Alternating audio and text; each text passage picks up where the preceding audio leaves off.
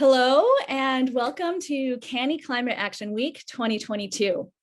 My name is, I'm not muted, good. My name is Adrienne Fusick. My pronouns are she, her, hers. I'm joined by Kate Whitfield of Zeroverse, who has sent in a pre-recorded session from Japan, and Stephen Robinson of Champlain College in Dublin. We are so delighted to welcome you to the session on the CANIE Accord. I'm joining you from San Diego, California. For millennia, the Kumeyaay people have been part of this land. This land has nourished, healed, protected, and embraced them for many generations in relationship of balance and harmony. As a resident of San Diego, I acknowledge and honor this legacy. I promote this balance and harmony. I find inspiration from this land, the land of the Kumeyaay. I also extend this respect to all First Nations people joining us today. So first, a little about CANIE. We are the Climate Action Network for International Educators. We're a grassroots organization with a mission to mobilize and support the international education sector to act on climate. We're a nonprofit organization entirely run by volunteers from all around the world, so lots of time zones to deal with. And we exist to do three things: collect and develop resources to help you take more action more quickly, advocate for policy change behind the scenes, and create a platform for networking to accelerate the sharing of good practice. So there will be a brief time for discussion after each speaker's session, when we'll invite you to unmute and become part of that conversation. In the meantime, feel free to add questions and comments to the chat. So the recording of this session and all CANIE Climate Action Week sessions will be available on CANIE's YouTube page by Monday, December 5th.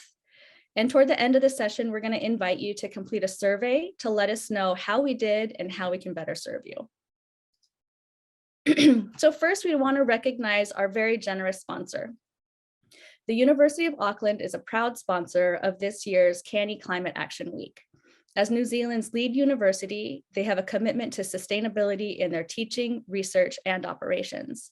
Auckland is the only university in the world to be ranked in the top 10 globally in both leading sustainability rankings. And they were the very first organization to sign the CANIE Accord. You can find out more about their work toward the Sustainable Development Goals at their website, which is now in the chat. And we're going to go ahead and play a video from our sponsor.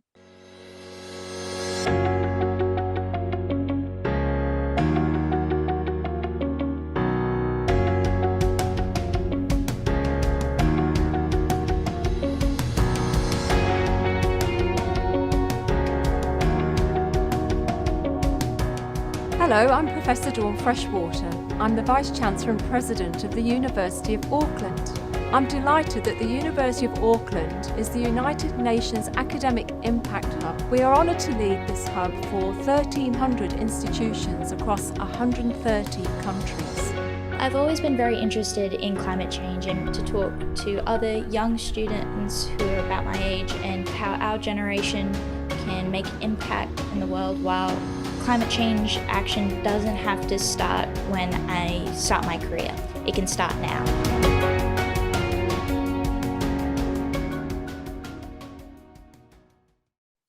So thank you so much to the University of Auckland for the very generous support. Without that support, Climate Action Week would not be possible. So in the very short time we have together today, we're going to provide an overview of the CANIE Accord with focused attention on guiding principles and actions for emissions accounting and reduction. We'll have a short discussion following each of the three sessions, and there should be ample time to address your questions and comments. All right. So transportation accounts for about 14% of global greenhouse gas emissions, with air travel responsible for about 2.5%. So this seems relatively low compared to other industries such as food, agriculture, and land use, which stands at about 24%. However, emissions from air travel are projected to grow sharply with the expansion of low-cost airlines and post-COVID revenge travel. So if the aviation industry meets its emissions targets for mid-century, it would consume 12% of the global carbon budget as opposed to the 2% we see here. If it fails to reach its target, which is looking likely, its share could be as high as 27%. So of course, this chart does not reflect our sector's proportion of emissions. If you were to redraw it to represent emissions from international education activities, it would look very different, and flying would take up a much bigger piece of the pie. So the science is clear that the impacts of the climate crisis are system-wide, far-reaching, and intertwined. The extent of the problem demands action beyond organizational boundaries to push for implementation through value chains and system-level collaboration. So everyone across every sector must act on climate. For international educators, aviation, that's our biggest area of decarbonization impact. So international travel is a defining characteristic of our sector. It's also one of the most emissions-intensive activities in which individuals can engage. So this actually puts us in a unique position because we have direct control over a major source of emissions. We control our own travel, we control the programs that we create for our students, and so this means we also have the opportunity to control the emissions associated with those activities. So we know there's a huge problem, and we know that there is an important role for us to play in solving it. The CANIE Accord was created to guide our sector in coordinated action to not only reduce our emissions and continue providing transformational international experiences for students, but to enhance those experiences by including climate action. So it all started a year ago at CANIE's 2021 Climate Action Week, and many of you were there, so thank you for your contributions. So CANIE convened a forum of 57 thought leaders in the sector to articulate our collective climate ambitions and to commit to taking action. 73 individuals in total contributed to what became the CANIE Accord and the accompanying report, the Glasgow paper. The Accord contains 3 guiding principles, 5 impact areas, and 7 specific climate actions. To date, 25 associations, institutions, service providers, and others have committed to taking climate action and are using the CANIE Accord as a guide. So the CANIE Accord and the Glasgow paper were created by and for international educators. So the wording of the CANIE Accord has been carefully developed in consultation with the people you see here, plus other members of CANIE's global network. So this diverse group represents leaders from international education peak bodies, associations, higher education institutions, university networks, media, national governments, corporations, scholarship bodies, and more. The contents of the CANIE Accord and the Glasgow paper are parallel. So the Accord is a 10-page non-binding memorandum of understanding, and the Glasgow paper is a 38-page report that provides the background and technical details to support the CANIE Accord, and it situates the Accord in existing research. So let's go ahead and get into the contents. Okay, so there are 3 guiding principles that provide the foundation for the CANIE Accord. Take immediate action, collaborate, innovate, and educate, and advance social justice through our climate solutions. So we'll go ahead and take a look at each one. Okay, principle 1, take immediate action. So I'll just go ahead and read it. Through our policies and practices, international education leaders and practitioners must take immediate individual and collective action to reduce emissions and mitigate negative impacts of our activities through, for example, influencing organizational vision, strategies, policies, and portfolios to align with the global ambition of net zero. Leave it to us for run-on sentences. So basically, there's absolutely no time to waste. Action now, both positive and negative, is cumulative. We must reduce our emissions now rather than relying on offsets or the development of carbon capture technology, which might play a bigger role in the future, but right now is not available. We must pull the emergency brake on emissions right now. So what's that look like? What does pulling the emergency brake on emissions look like? Well, to achieve net zero by 2030, we'd need to reduce emissions by 25% year over year until then. So 25%, that seems doable.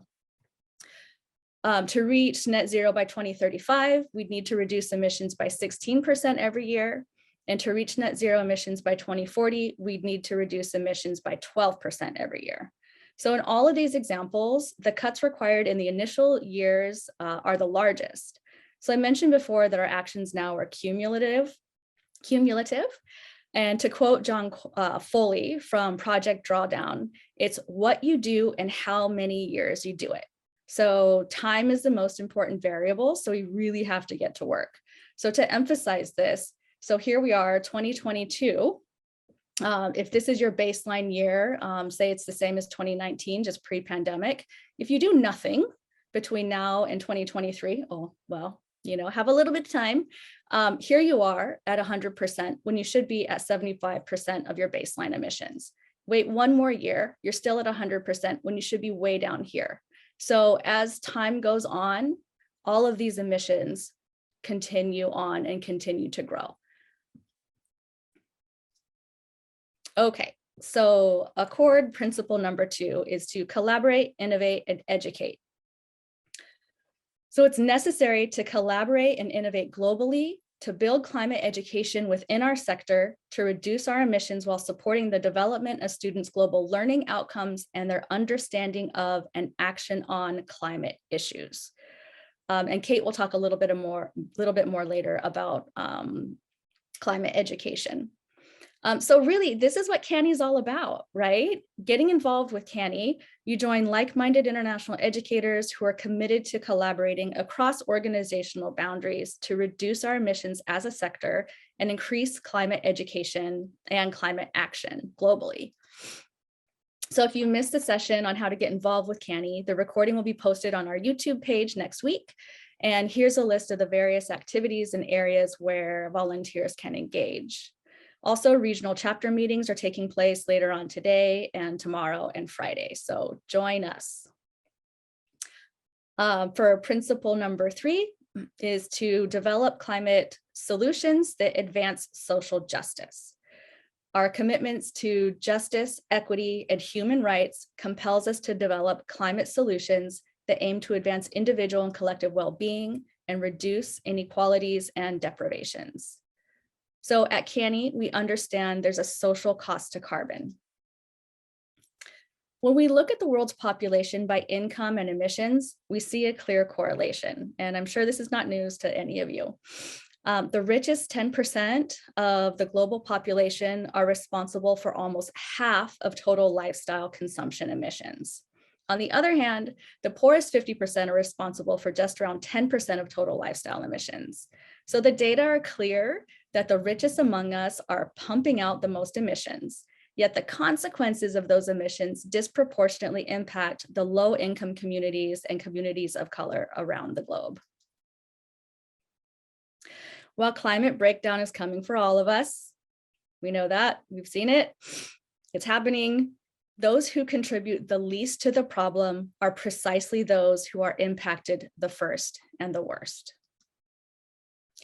Climate justice is the intentional dismantling of systems that produce inequitable consequences from the climate crisis.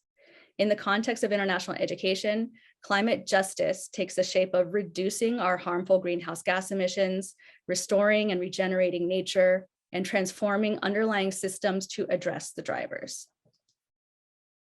So this is where our work happens, at the intersection of climate action, social justice, and international education. All right, so we've covered the 3 principles here. The 5 impact areas of the CANIE Accord are leadership and influencing, emissions accounting and reduction, travel, facilities, operations and procurement, and climate education. Within these 5 impact areas are 70 specific climate actions. Each one is classified as basic, better, or best. And these different levels of ambition make it possible for any organization to become a signatory, regardless of where they are on their climate journey. So I'm not going to go over each of the 70 actions. Instead, I'll highlight one in each impact area that incorporates some element of climate justice. And Stephen and Kate will cover some as well. So climate action number 9 in the leadership and influencing area recommends working with partners to develop programming to increase resilience to the effects of climate change in host communities. Climate action number 9 in the area of emissions accounting and reduction suggests putting a levy on individual and institutional frequent flyers to generate funds, which would then support projects that have proven climate justice outcomes.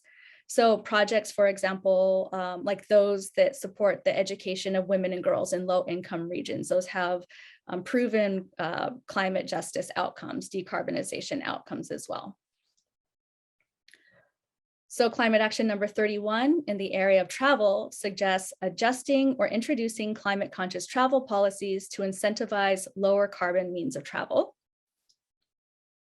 Climate action number 57 in the area of facilities, operations, and procurement recommends using plant-based, locally sourced ingredients and foregoing single-use plastics when catering. So this ensures that your budget supports farmers in your local community, reduces waste, and doesn't contribute to methane emissions from large animal production. So remember that piece of the pie chart showing 24% of global emissions coming from food, agriculture, and land use. So this is our opportunity to impact that area. Climate action number 66 in the area of climate education recommends including a climate action stream within scholarship programs and prioritizing sustainability related courses within scholarship funds. So the Accord is meant to be approachable for organizations that are just getting started with their climate action journey, as well as those who are already well on their way. So to become a signatory to the CANIE Accord, the head of an organization or an institution or an international unit, so it could be a university president, it could be the pro-vice chancellor of international, the higher the better. So that individual must commit to the purpose and principles of the CANIE Accord and at least 5 climate actions across 3 or more of the impact areas. So the list of CANIE Accord signatories is growing rapidly, and each one has a dedicated page on CANIE's website where you can view all of their climate commitments. Again, time is the most important variable here, and now we have a resource specific to our sector to guide the work that we can no longer put off.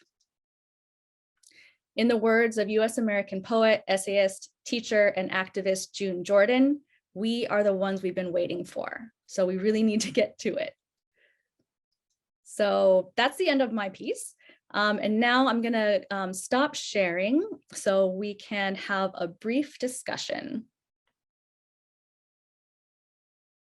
Let's see here. Stop share, there we go. Do we have any questions that have come across in the chat while I was talking? Not at the moment. We don't seem to have any in the chat yet. Lots of good comments though. Okay. Well, I have a question then. Oh, okay, Stephen and then Caroline. Oh, sorry, Caroline. Caroline can go ahead. Sure. Okay. Hi, everyone. Thanks so much for that, Adrienne. It was really, really interesting. I'm just interested to hear from yourself and others about the process you have taken around becoming a signatory to the CANIE Accord, because a lot of the principles and topics are institution-wide. And while a lot of us may be based within international offices, how did people approach that discussion across institutions, and where do people start, and what are some of the tips and recommendations for getting buy-in, I guess? That's an excellent question. I think for most situations, it starts with a champion, somebody who is aware of CANIE, knows of CANIE, obviously really wants to push the Accord through their institution. Obviously, the organization of the institution plays a big role. So even if we have a really strong champion coming up against those boundaries of bureaucracy and that kind of thing has really been challenging even for some of our CANIE volunteers to move through their institutions. And we know that it is taking a lot of time. So this has been, we launched the CANIE Accord in April of last year. And since then, we know it's been sort of in the works with several institutions.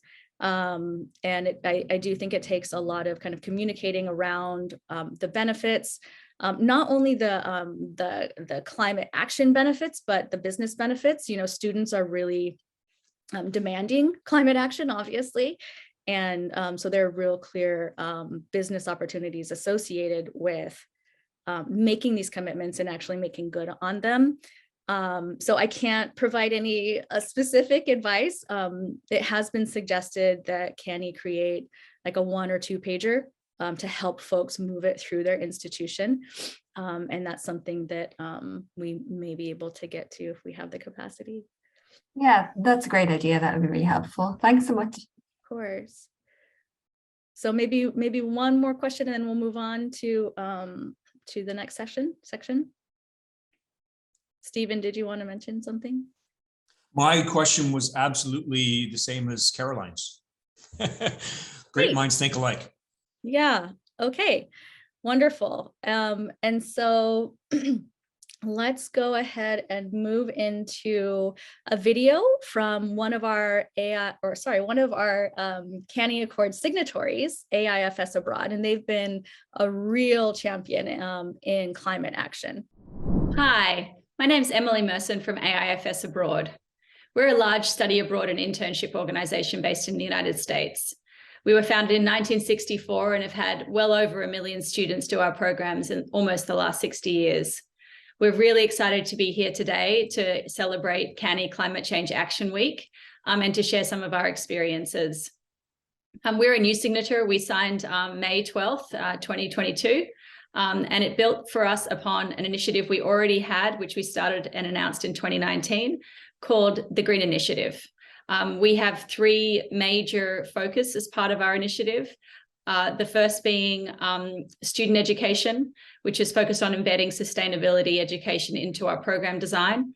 So in every program, students are learning about the issue of sustainability and climate change and how their participation in an international program is impactful, and also how they can think more carefully about the decisions they make.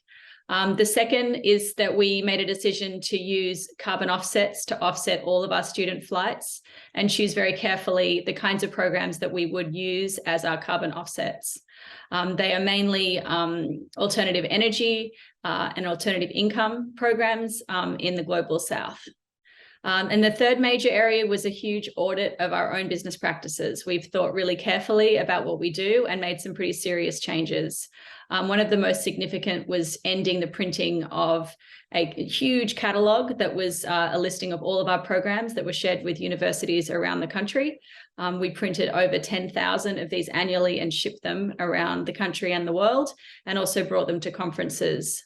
As part of this, we realized and calculated that we were chopping down 500 trees annually to produce the catalog. And that was one of the things that we ended about 2 years ago. As we look forward and join the CANIE Accord, we were really excited to be part of a larger community. Obviously, this is an issue that we cannot solve alone. And we really want to make sure that we're sharing the best practices that we have learned in some of our work with other people. And we're also looking to help show how it can be done for other institutions similar to us. One of the big things that we have changed since we became a signature is really thinking more about the downstream partners that we have, about how while we can control what we do here and some of the programming decisions we make, we can't always control our partners overseas, our university partners, our housing partners, our transport partners. And so that's become a real priority, is thinking about how perhaps more collective action and setting standards for our field can help to create an environment where we are more aware and more able to put particular criteria around the way that we have our programming partners selected. In the coming year, the areas we're really focused on is really expanding our green and sustainable educational experiences that are in the programs themselves. So that means that in each of the cities, we're identifying and putting into place experiential components that will allow students to understand the best practices of that city, things that are unique, and different ways of thinking about their own decisions when it comes to their carbon footprint. I would also like to see by the end of next year a trend for all of us to start having sustainability reports that we each issue to show the work that we have done, and to put some more accountability steps in place to make sure that we're holding each other accountable, that we're using the hard work that we have been putting in as a way of showcasing what we're doing, and hopefully amongst other things, the sustainability standards of organizations will be used as a partnership requirement and will be seen as an advantage in making decisions for whether who students choose, but also who universities choose to partner with. So I'm really excited to be part of this movement. I believe it's doing really important work, and I'm excited to see the continued growing numbers of people who've signed the CANIE Accord. So I hope you've all had a great week, and I look forward to seeing you all soon. Thanks. So that was fantastic words of wisdom from Emily Merson of AIFS. Thank you, Emily, for contributing that video. My name is Stephen Robinson. I'm with Champlain College in Dublin, Ireland, and I'm here to talk a little bit about emissions accounting. And that's sometimes the part that scares people, because there's math involved and people are wondering, where do we get all this information from? Where do we get the data from? This kind of accounting that we do sets a baseline for the journey towards reducing your emissions. So I'm going to focus on a few of the pledges that are in the CANIE Accord. And these are the pledges I think that you need to really focus on if you want to get 90% of the way there. And in many cases, the emissions in international education can be folded into any reporting that your university campus already does as a whole. And most campuses already do this type of assessment based on whole campus emissions. The challenge there may be that they might not always measure things of interest or of importance to the international education sector, especially travel. But your campus sustainability office is going to be the best place to start, so don't go reinventing the process. If they're already doing much of the work, you can get support from your campus sustainability office, or the office that does carbon accounting. So in terms of establishing a baseline year to represent peak emissions, this is one of the things that the CANIE Accord asks you to do if this is the pledge you select. Now, I think we all recognize that things have not returned to normal since COVID-19. So I think for most of us, this baseline year is going to be pre-pandemic. So 2019 or the 2018-19 academic year. I'm going to show some data from my own campus here in Ireland a little bit later on, and it is based upon the 2018-19 academic year. For which I am treating as my baseline. Next slide, please. So another one of the pledges is pledge number 17, determining a context-appropriate methods of measuring greenhouse gas emissions. Now, you don't need to reinvent this. This has already been done for you, but it's going to differ based upon your individual situation. You could be a small remote campus like myself. You could be a whole campus in the United States or Australia, wherever you are. But we use a structure that we call scopes. And next slide, please. And these scopes are sort of the traditionally accepted ways of breaking down the greenhouse gas emissions that an industry or a community, or in our case, an international education body may have. And you'll see on the left-hand side there, we start with scope 1. These are direct emissions, direct greenhouse gas emissions that happen from sources owned or controlled by an organization, including things like fuel combustion in boilers, furnaces, and vehicles. This is when you buy the fuel and you control the combustion, okay? I can't think of many situations in international education where we're going to have a huge scope 1 direct report, okay? Scope 2 is the indirect energy. That's the energy you purchase from your electricity provider or your heating provider, your natural gas provider. These are usually found on your utility bills, electricity, gas, oil, etc. Once again, in some situations, you may have properties that are allocated to international education components of the university, and you could figure out your scope 2 emissions. Many of your gas bills or electricity bills will already provide this information for you, your CO2 emissions based upon your consumption of electricity, gas, or oil. But where international education really needs to really focus, I think, and unfortunately, you'll notice that for many campuses and many reporting structures, scope 3 is a discretionary reporting scope. So many institutions are not reporting this, yet this covers all other indirect emissions, such as things like the extraction and production of purchased materials and fuels, transport-related activities in vehicles not owned or controlled by the reporting entity, the institution. So this includes air travel. And for international education, this is the travel related to staff and faculty travel, say for recruitment or for conferences, but also overwhelmingly for student travel. Outgoing students to a foreign site and incoming international students. That's a big part of what we do. And I think we're going to find, as we do the sums on this, that scope 3 air travel is going to be the overwhelmingly largest contributor to international education's greenhouse gas emissions. The challenge here is, in my trawl through the reporting of emissions from many US institutions, indicate that only about 15% of US institutions, educational institutions, report outgoing study abroad travel as part of their campus emissions. And even fewer include incoming international student travel. Next slide, please. Well, don't despair. This all sounds a little bit math and spreadsheet-like.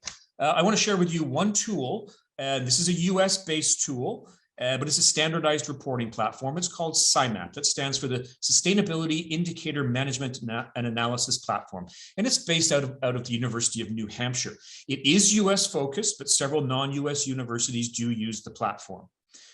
So people will look at all their campus emissions, scopes 1, 2, and 3, and through a spreadsheet-based reporting structure, will report on an annual basis. So they can use a baseline, and they can look at reductions, and then they can track it year by year.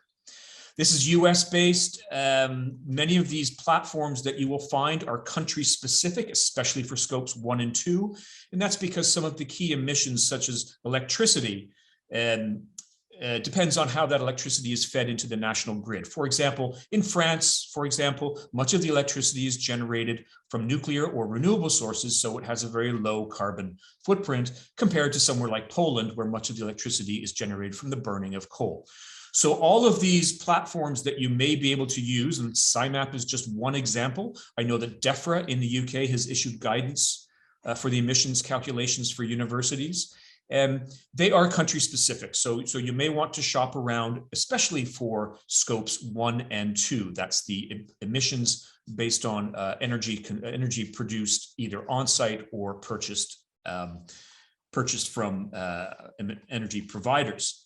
But for international education, where do we really need to focus our accounting exercises? Next slide, please. Okay, this is pledge number 18. And I chose this one because there's a word in here that repeats itself, and that's travel.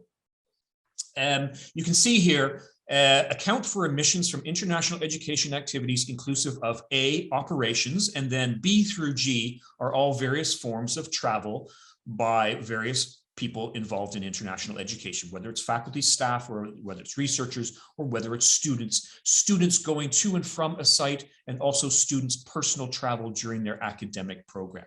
So travel, especially air travel, will be by far the largest source of emissions for international education offices and providers.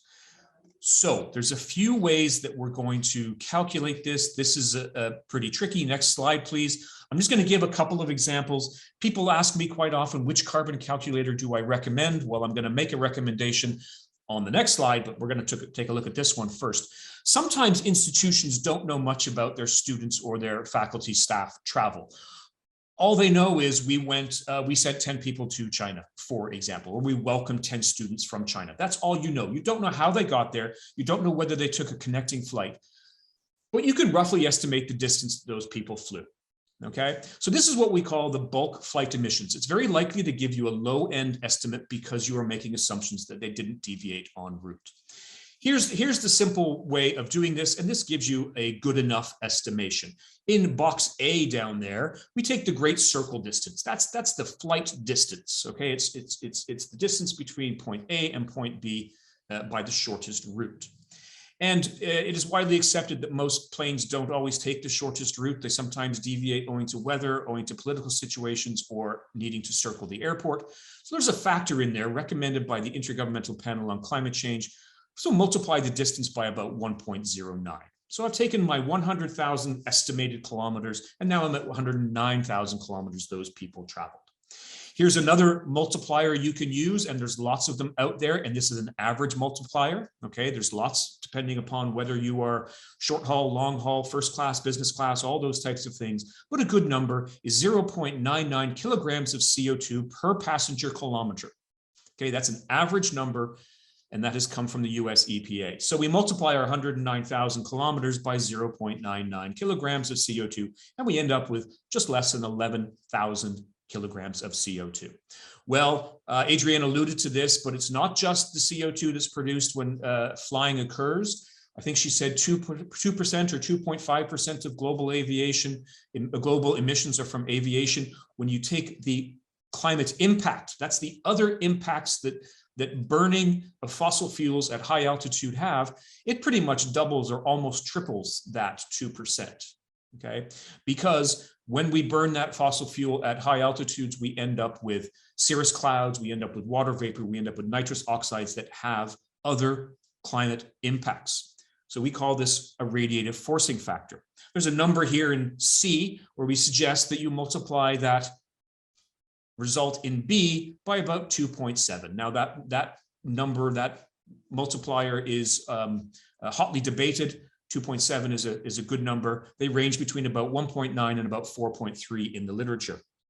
And so now you've done all this simple math, and you've realized these 10 students that flew 100,000 kilometers from China emitted about 29,000 kilograms of CO2 equivalent. So the equivalent comes in when we add the multiplier to convert to total climate impact. That's if we don't know where the students are coming from, or how they're getting there. This is your base level calculation. Next slide, please. I spent quite a bit of time playing with all the available flight calculators out there, and I have come to the conclusion that the best one in terms of the background data involved in it and in terms of the output and the clearness of its documentation is Atmosphere. Now, Atmosphere is a German nonprofit that deals with the airline industry, and it has been endorsed by the German Environment Ministry. Its documentation is robust scientifically, and it's very clear. It's getting a lot of attention as being one of the prime flight carbon calculators. So here's a little bit of an output here, and I will post the link to Atmosphere in the chat once I'm finished the talk. On the right hand side, you can see for a flight from New York City to Dublin return round trip, there's the CO2 emissions at 736 kilograms. Once you add the contrails, the ozone, and the secondary climate effects, that adds another almost 1,400 kilograms. And the total climate impact of that flight on the average airline is about 2.1 metric tons or 2,100 kilograms of CO2 equivalent. It even gives you different airlines. Different airlines have different occupancies, different number of seats on planes. They also have different types of planes, some more modern engines that are more fuel efficient. In this case, on that route, Aer Lingus is the most fuel efficient, most climate efficient flight on that case. So Atmosphere to me is the way to go if you're just looking at flights. Next slide, please. I came across this great little ground travel calculator as well. It's called Travel and Climate. It's a joint project between the Swedish travel industry and several Swedish universities. It uses multiple modes of travel, so it's great for comparisons. I use this calculator when talking to my students about the impact of various forms of travel. And here you can see the examples of one person going from Berlin to Paris by various modes of travel, and train and bus come out the best in terms of climate in that case. And interestingly, one person taking a car is worse in this situation than flying. I will also post Travel and Climate's calculator in, it's being done there by Kelly. Thank you very much. Travel and Climate is a really, really good one for Europe. It does do the calculations for other parts of the world, but many of the conversion factors embedded in it are European, but it is still a great little calculator. Next slide, please. Okay, so I mentioned that sometimes it can be fairly easy to, once you have all the information at your fingertips and you know what to do, you can come up with a carbon footprint for an institution, or in this case, this is my campus that I direct here in Dublin, Ireland. And this is for a time period when we have 100 students. This is from the 2018-2019 academic year. And I haven't done everything in terms of the carbon footprint. I've got student flights to and from the program. Most of my students come from the East Coast of the United States. I've got student independent flights. We track when our students leave the country. That's for safety purposes, but we also have a record of where they are going. So this is their weekend trips to Barcelona and Paris and that type of thing. We also know student ground travel because we organize many of the trips in which they would be renting buses and taking trains and things like that. We have staff commuting and travel in there. We have our academic center and our student residence, electricity consumption, and oil and natural gas consumption. So I've mentioned this a couple times, that travel is going to be the overwhelming major component or contributor to a footprint. And here we have the results. You can see the two left-hand bars are all about student travel, and they form a huge portion, 87% of our carbon footprint, although there are 3 staff flights back to the US included in the staff commuting and travel as well.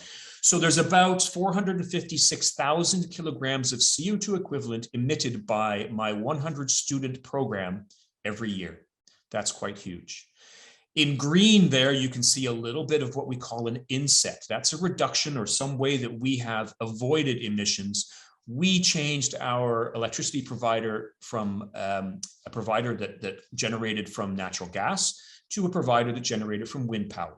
So we made that saving by investing in a different company, and we offset approximately 2% of our carbon footprint. That was the easy offset, switching the company we work with.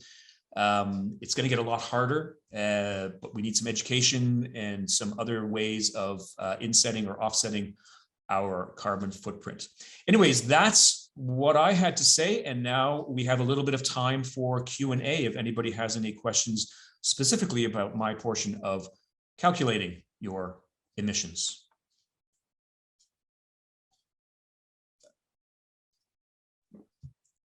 Looks like we have time for one question, and I'll go ahead and Scott, do you want to read your question? Yeah, thank you, Stephen. Excellent presentation. Love those numbers. The question is you had insets there. You didn't have offsets, I believe, but I think that would be relatively similar to the types of insets that you indicated here.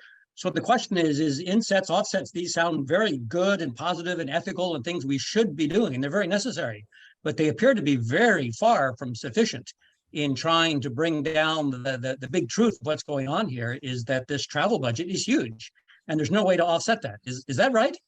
You took the words right out of my mouth, Scott. We are going to struggle as an industry to offset, inset, or account for in any kind of way all of the travel that we and our students do. Now, do we accept that there's an educational benefit to all that we do? I think we do. Can we do more in terms of on-site sustainability education? Can we do more offsetting? Yes, we can. Myself and a couple other programs here in Ireland, we work with an organization called Home Tree, where our students physically go out and plant the trees. We're not paying someone else to do it for us. We're keeping it at home here in Ireland. And the students get to learn a little bit about carbon offsetting and climate impact of their travels while we do that. So that's not the ideal solution. The ideal solution is, if we're going to accept study abroad, we accept some of the travel, we reduce much of the travel. I'm trying to get my students to travel overland when they do their trips. That's a hard sell sometimes. Ireland, is an island off the coast of another island off the coast of a continent. It's hard to get off this island if you don't fly. Much easier for you in Paris, Scott, to encourage students to travel more sustainably. But we're working on it, and I think that's the way forward. Thank you for promoting that education abroad should all migrate to Paris. That would be great for us here in the city. Official CANIE recommendation. Thank you so much, Stephen, for that amazing presentation. And thank you, Scott, for the question. Now we're going to go ahead and hear from one more CANIE Accord signatory and then move straight into Kate's session. So my name is Carl Dowling. I am the co-founder for Big Pond Education in Dublin. A number of things motivated Big Pond to sign up with the CANIE Accord. One was that when we founded Big Pond, the climate and climate education was a big part of what we were hoping to achieve. CANIE has put forward something very unique in the field, and that is some guidelines for where we would like to go. So as an organisation, having CANIE lead the way was a fantastic opportunity. The CANIE Accord made us start thinking in a different way about a number of things, one of which was having our own climate action plan. A pledge that we signed up to on the CANIE Accord was to develop a climate action plan within 12 months of signing, which we're currently in the process of doing. It also stimulated us to start thinking differently about our own carbon footprint. So we have undergone quite a lot of work when it comes to carbon accounting and looking at ways of insetting, offsetting and onsetting our own footprint. The key progress that we expect in the next year or so is that students will actually start reporting back to us, not because we've mandated them to do something, but that they take things up optionally along the lines of offsetting their own footprint, getting involved with organizations in our local community that are working on climate action initiatives, and making some sustainable lifestyle choices that are the result of our carbon literacy classes. My name is Liliana Bidlow. I am from Philadelphia, Pennsylvania in the United States, and I study at Marist College in New York State, but currently I'm in Dublin studying with Big Pond. I think students can and should play a role in climate action in international education because it is really important to understand the implications of our actions. Once students can understand that and learn about that, then we can bring it home to our families, to our friends, and have them also understand. We can create a network of people who are engaged with pro-climate thinking.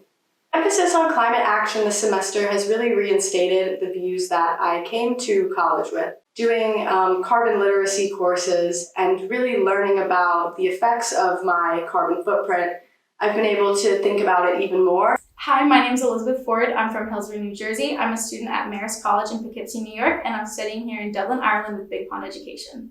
There's been a huge emphasis on climate action this semester, and it's been so important. We've done so much with going to Home Tree. I've learned just so much about the environmental impact that I'm making as a student abroad. I had options to fly different places, but I took a train from Austria to Czech Republic, and it was amazing. I think more American students really need to take advantage of the trains just because of how reliable they are, and I think that students can even take this when we go back to America to use more public transportation as well. There are a ton of sustainability and climate actions lessons that I've learned and want to take home. For one, my family travels a ton, at least once a year, and we're taking flights, and I want them to also be aware of the amount of carbon that we're releasing into the atmosphere and to spread the word to other people as well. Thank you, CANIE, for this space and for the chance to share this presentation. Thank you also to my collaborators, Thale Jarvis and Shannon Wyman at Keystone Symposium. They've shared their data, and to my collaborator Angela Ares at OIS for her work on this. So as educators and supporters of education, we're passionate about unlocking minds and opening doors for the next generation. We're supporting the next generation to create a future that's better and more equitable. But what if how we work, in fact, does the exact opposite? What if how we operate is closing doors and diminishing opportunities? What if, in fact, we're contributing to climate injustice? So, in 2021, more than 10,000 young people were surveyed. They were asked about their feelings about climate change. The 10,000 people were from 10 different countries across the globe. The majority reported that they were worried about climate change, and 55% said that they thought that they would not have access to the same opportunities their parents had. So what are they worried about? Let's look at this data from the Intergovernmental Panel on Climate Change. Today, we have already warmed the Earth's surface by about 1.1 or 1.2 degrees Celsius. So today, we are 4.8 times more likely to experience an extreme heat event than the pre-industrial benchmark. So that time when we started burning coal, oil, and gas on an industrial scale. As we continue to warm up the surface of the Earth and reach 1.5, we're expected to experience those extreme heat events will be 8.6 times more likely. Those extreme heat events themselves are getting hotter. So those record-breaking temperatures we experienced this year won't stay record for long. They're going to be broken again and again. Those extreme heat waves that we experienced this year, we will experience them again, but hotter. The chart here denotes future global warming. And the frightening thing is that future is coming at us faster and faster. A report released in this year's COP says that we have a 50% risk of reaching that 1.5 degrees warming in 9 years. So where will you be in 9 years? What do you hope to be doing? What about those young people, our constituents in our education programs? What about our loved ones? What is a planet at 1.5 degrees C warmer than it should be going to be like for all of us?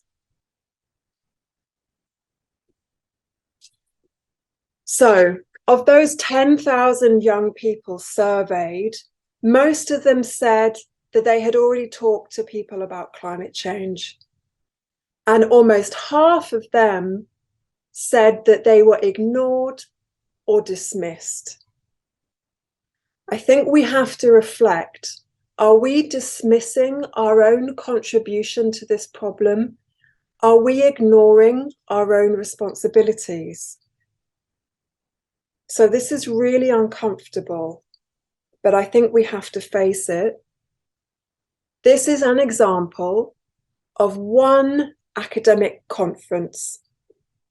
It happens to be hosted by Keystone Symposium, and it was based in the US. This conference attracted 330 people, and in so doing, it generated almost 700 tons of carbon dioxide equivalents. This is a typical in-person meeting in our sector. It's just one of those meetings, of course.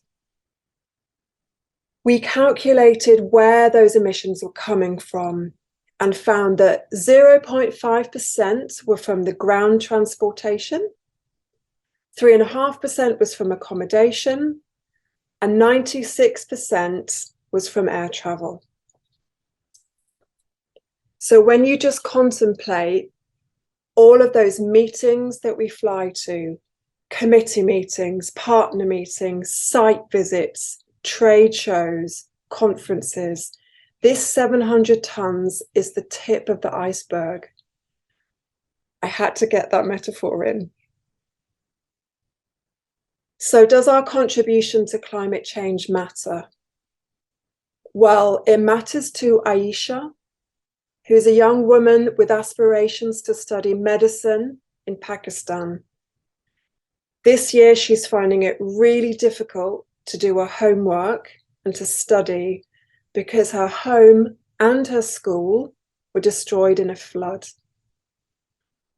I know it matters to Tylo Ward, who for the first time this year had to make sure that students on his study abroad program had access to cooling centres. They were at risk of dehydration and heat stroke in the UK that experienced an extreme heat wave. He also had to worry about his students in Spain and make sure they were safe from forest fires. Tylo knows that this was the first time, but won't be the last. This will become normal. Our contribution to climate change also matters to the 94% of students out of a sample of 3,600 that were asked about climate change, and they said our universities need to do much more on climate action. That survey was of prospective students in the US. It matters to me, and I believe it matters to you too.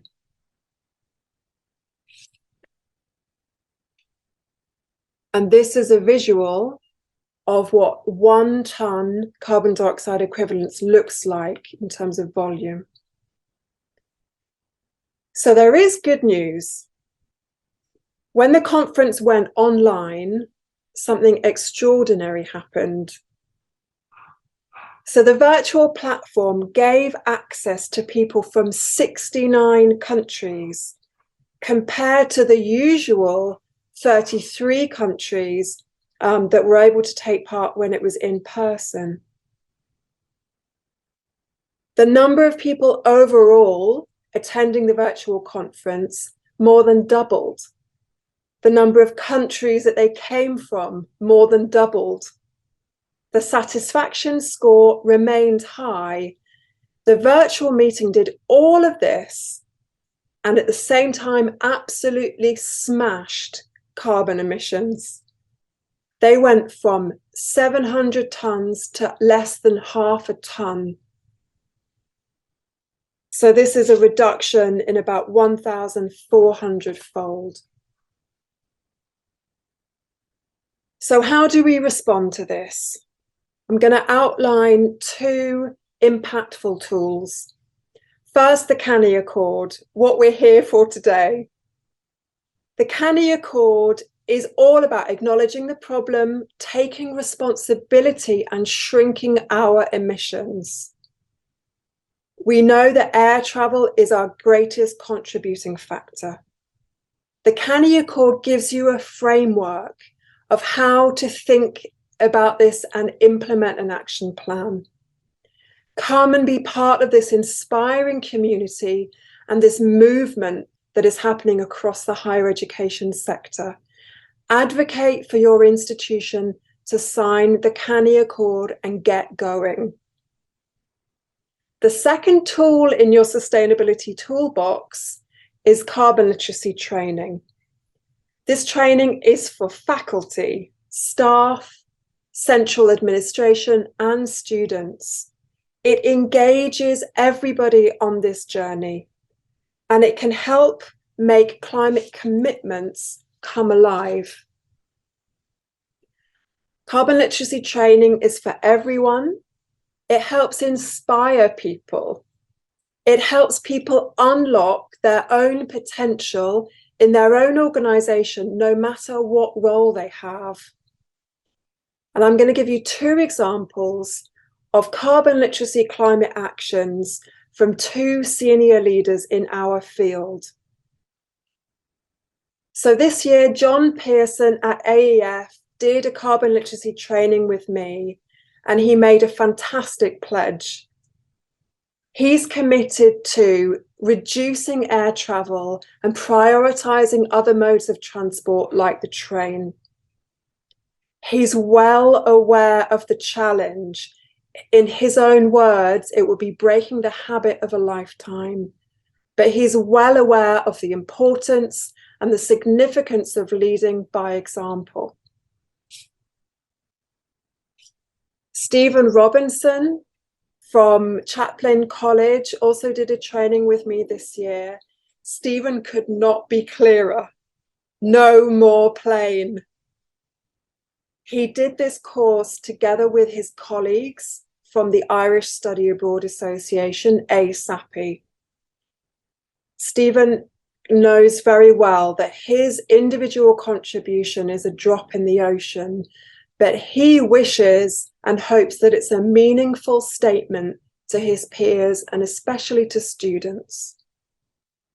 I think these examples are examples of true, authentic leadership. But for me, it was training with the young people that I frankly wasn't prepared for. This year, Zeroverse, together with Big Pond Education, co-created and launched a carbon literacy training program that's tailored specifically to the international study abroad sector. We trained with this group of fantastic young people from Marist College, and it was a humbling experience. Their commitments ranged from changing their bank accounts to ones that don't invest in fossil fuels, reducing meat consumption and food waste, shopping secondhand, and traveling by train rather than by plane. These young people are experts in climate change and climate injustice. What they need is our support in realizing their climate actions. So let's be inspired by each other. Let's invest in and strengthen and expand our virtual connections and our virtual programming. Let's reduce our own emissions in solidarity with the young people, the constituency that we are here to serve. And let's be proud of our own contributions, our positive contribution to a better and more equitable future. Thanks very much. Fantastic. So now we have the opportunity to just have an open discussion about the CANIE Accord, carbon emissions accounting, emissions reduction. And so I invite everyone to turn on your camera if you're comfortable with that. And we can go ahead and just have a conversation if there are any questions or any lingering concerns that are out there. I think there were a lot of very legitimate concerns raised in the chat about conferencing. We know many organizations really rely on the revenue from in-person conferences, and also that the technology to offer conferences virtually is sometimes expensive. So it's difficult, right? It's not an easy situation. This is a once in a lifetime challenge that we're presented with, and we really need to change our behavior, right? And act as though we are on a planet in crisis, because we are, and really change our behavior accordingly. Oh, yay, Lucy has a train to catch. Good job. We're all about trains. Can I just make a comment that about the conferences? And I see that Elizabeth Froelich from the Forum on Education Abroad is here, so I hope this is appropriate to say. I'm a big fan of the Forum on Education Abroad. I traveled sustainably to their conference in Milan. Well, I will admit I had to fly back for family reasons, but I did travel overland with Scott Blair.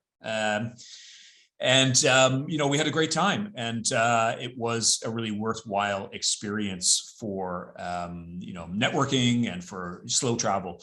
But the Forum on Education Abroad approached another organization that I'm part of. In fact, I'm chair of the European Association of Study Abroad, which sort of represents on-site study abroad programs in Europe.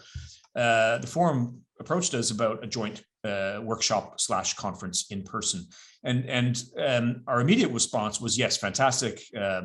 Big fans of the forum, obviously, and what they can help us provide. But the first statement I think we made was, it's got to be in a location specifically chosen for people to travel by low carbon methods.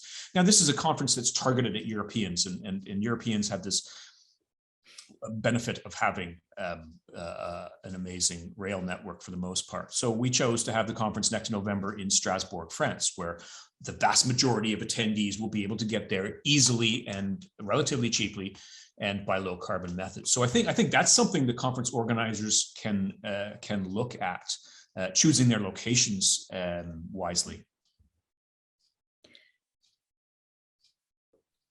Also, there is a brand new working group within CANIE. It's called Greening Conferences, and they're really teaming up with Margarita and Daniel, who've done a lot of work with the Travel on CANIE or Travel with CANIE initiative. And so it's really expanding the travel component, which we know is huge, to really looking at how conferences are operating. Right, and the emissions associated with that. So please get involved if you're interested in being part of that.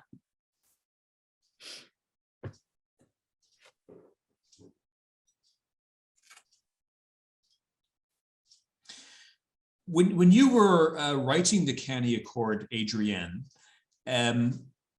what were some of the toughest parts to put in there that you thought people aren't going to go for this?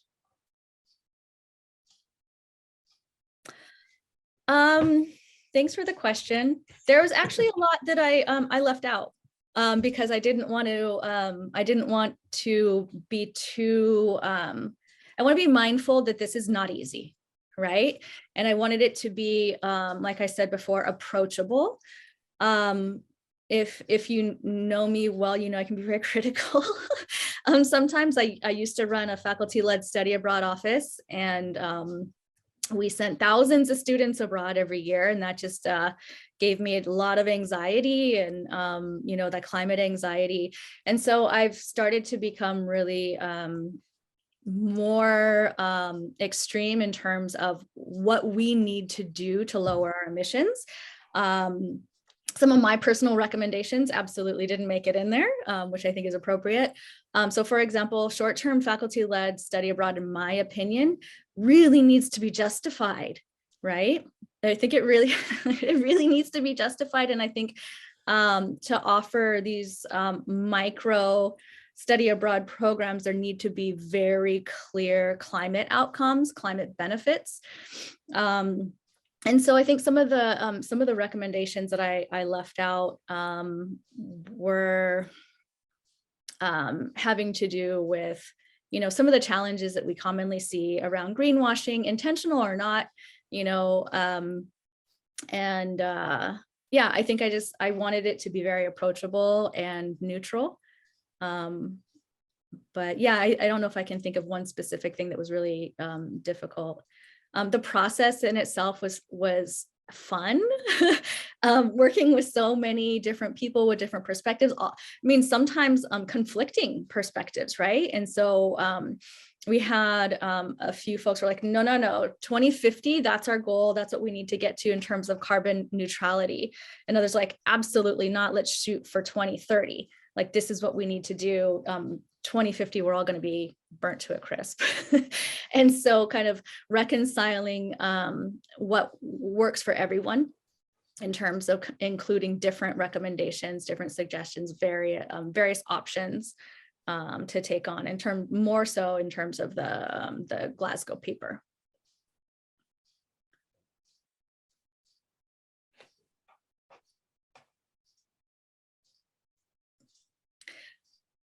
Well, we do want to share the evaluation link in the chat, and that'll be in there shortly. But if there are no other questions or, oh, sorry, Stephen. I just have a statement sort of about climate change that I feel has been left out of a lot of the discourse around the COP process and this. And we talk about, you know, getting to 1.5 or not exceeding 1.5 or 2.0, whatever it is. What's been left out of that conversation is the fact that that's a global average. Okay, and a global average means that there will be places that are warmer and there will be places that are cooler that don't warm the same amount to get to that global average. But what's really been left out of that is much of the places that will be cooler are relatively uninhabited oceans. climate change warming will be greater over land than over oceans. It'll also be greater over seasonally snow-covered areas than areas that may be more tropical or more temperate. This has been left out of much of the conversation. So people look at 1.5 and say, oh yeah, that's just a extra nice warm summer day. It's not. In many places, it's going to be 3-4 degrees. Parts of the Arctic, it's going to be 5 degrees. That's sort of been left out of a lot of the conversation, and I think it's sort of been downplayed. But whenever I teach climatology to my students, and this is something that I tell them all the time, that that's a global average. It doesn't mean that's what you're going to get. Sorry, just had to get that out there. No, and I think that's really interesting because this is such a complex issue, right? And so the effects, as we're seeing, are not evenly distributed in terms of the biodiversity loss and human impact. So I think that's a really great point. But with an issue that's so complex and so many different layers to it, it's very difficult to communicate and change kind of public opinion around what are our steps, what do we need to do. And so this whole kind of making it, simplifying it to, okay, this is our global average 1.5, we need to stay to 1.5. That's something that sticks with people, but it's so much more complicated. Scott? Yeah, thanks. We spent a lot of time, about carbon emissions and about conferences and travel. And again, the big picture, Stephen, as you point out to us, is that this is a hard problem. This is not a problem that is easily solved. And sort of building upon what you said, Adrian, about wanting to justify these short-term study abroad programs, the thing I think we haven't said tonight very much is talking about curriculum. That if we accept, unless we're going to just shut down mobility altogether and stop as an industry and keep all of our students when they're local communities in their own hometowns, and I don't think we've decided we're going to do that yet. If we're not going to do that, then I think it's really important that the carbon we do spend in moving students across the planet and our own conferences and our own professional development is very much tied to a changed curricular approach to what are the learning outcomes that international education is designed to achieve. It really can't be the traditional outcome, which is very personalized upward mobility, employability, intercultural competence, maybe to be more interculturally competent shoppers, travelers, hikers, holiday goers. If we are going to do this international education with all of the carbon involved, let's force ourselves to justify all of our programs with a new set of learning outcomes that changes students' behavior, their values, their attitudes, so that they come away from their study abroad experience having introduced into the local economy and their open society what they best know about sustainability from home. While they're on site, they learn about what's going on in place and interculturally and sustainability locally, and then how do they bring those back to their home campus, so that the profound outcome and purpose of education abroad is no longer sort of just language acquisition and getting to know the world and this nice and fuzzy thing of peace and harmony, but it has to be a commitment to learning about how other regions of the world are dealing with these existential problems and how can we continue to work together and bring those back home. So I think there's a really important curricular message here on how do we justify this carbon. If we're not talking about carbon and climate change and collapsing biodiversity in all of our study programs, no matter where they are, we're probably not really acting ethically as educational professionals. So sorry for my rant there. I 100% agree. Absolutely. And there's so many institutions now that are really embracing the Sustainable Development Goals, SDGs. And SDG 4.7 is exactly that, education for sustainable development. And it actually mentions global engagement, right? So it's exactly what you're speaking to. And that's why there's an entire section on climate education within the CANIE Accord. So we're starting with educating ourselves, right, as international educators, to be able to make that change in the sector. And it is absolutely necessary. And what a better sector to tackle that than us. We are the ones we've been waiting for. We are the ones that need to make that change. I've been subject to many of Scott Blair's rants willingly because he's a very wise man, and I'm gonna take his idea and suggest that the CANIE Accord could in some way target the accreditors. Scott has been going on about accreditation is the way to influence institutions. If you make them do it through accreditation, then they're going to have to jump. I wonder if the CANIE Accord could in some ways be an accreditation issue.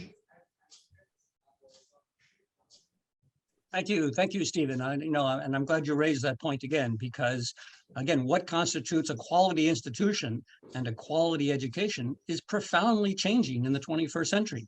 And the types of indicators and metrics and KPIs that are part of our DNA from the 20th century are almost wholly no longer relevant to what constitutes a quality education in the 21st century. And accreditation is still very much rooted, I hesitate to say mired, in a lot of thinking from the 1970s and 80s on what constitutes a quality institution.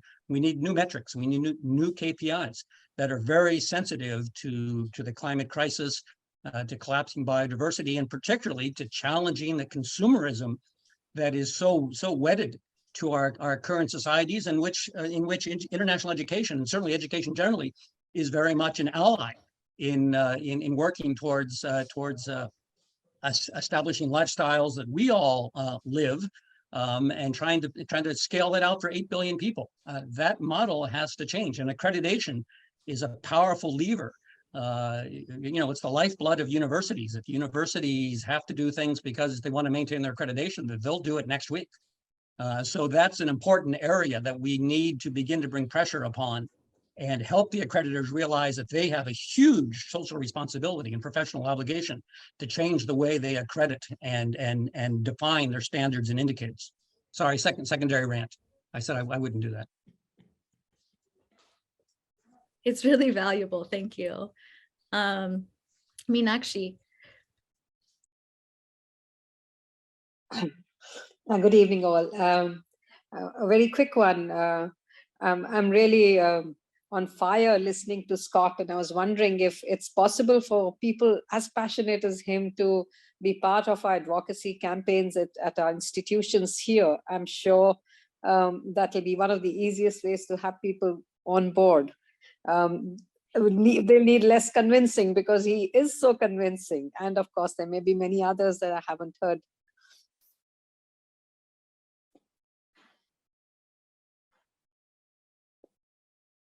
Yeah, I think everyone here has that shared commitment, that passion, that sense of urgency, that concern and alarm. And again, that's what's really good about this group, is it's very therapeutic to come together, because we need our own resilience to be able to keep up this fight and this battle with all that's ahead of us. So as much as we need all of this great information and facts and details, we really need to work together to keep ourselves healthy and sane as we try to work through this. I would even suggest that, we don't actually need that much more knowledge. We know what the problem is. It's now a question of changing the way people feel and what they value and how they behave, and trying to channel this urgency and this concern and this fear in ways that forces governments and communities and companies to change who they are, because they know they're going to lose their business model. We're not going to support it any longer. It's kind of a call for education rebellion, and to make the university and educators really the central moving force on trying to help our societies recognize the depth of the problem and the urgency with which we have to address it. So let's keep this community alive and going. Scott, your point about CANIE being a supportive network is, I think that's a piece that maybe gets that's not as publicly available. You don't see that on the CANIE website so much, but it really is a source of inspiration and hope. And it's so easy to lose that hope and just kind of fall into despair at the magnitude of this challenge. And I think that's one of the incredible values of CANIE, is really connecting with people who, you can get together with on a weekly basis and just share and cry and kind of move on, right? And actually push towards solutions. I think that's just incredibly valuable.